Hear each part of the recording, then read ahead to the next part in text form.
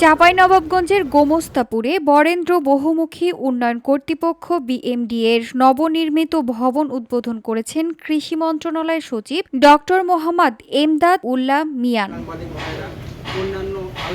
বৃহস্পতিবার দুপুরে রহনপুর বাজারে তিনি এই ভবনের উদ্বোধন করেন। এর আগে মহানন্দা নদী থেকে সেচের পানি উত্তোলনের প্রকল্প প্রদর্শন করেন তিনি।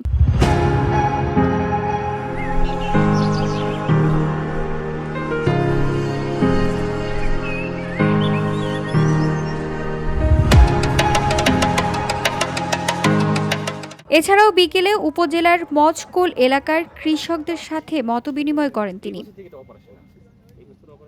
এ সময় আরও উপস্থিত ছিলেন বরেন্দ্র বহুমুখী উন্নয়ন কর্তৃপক্ষ নির্বাহী পরিচালক অতিরিক্ত সচিব মোহাম্মদ তরিকুল ইসলাম, জেলা কৃষি সম্প্রসারণ অধিদপ্তরের উপপরিচালক ডক্টর ইয়াসিন আলী, পানি উন্নয়ন বোর্ডের নির্বাহী প্রকৌশলী আহসান হাবিব, গোমস্তাপুর উপজেলার নির্বাহী কর্মকর্তা জাকির মুন্সি সহ স্থানীয় প্রশাসন ও কৃষি বিভাগের বিভিন্ন স্তরের কর্মকর্তারা।